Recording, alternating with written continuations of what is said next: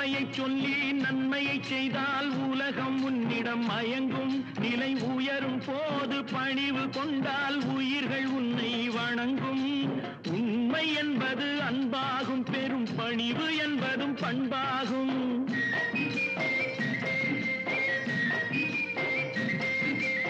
உண்மை என்பது அன்பாகும், பெரும் பணிவு என்பது பண்பாகும். இந்த 4 கட்டளை அறிந்த மனதில் எல்லா நன்மையும் உண்டாகும், எல்லா நன்மையும் உண்டாகும். 6 மனமே 6, அந்த ஆண்டவன் கட்டளை 6. 6 மனமே 6, அந்த ஆண்டவன் கட்டளை 6.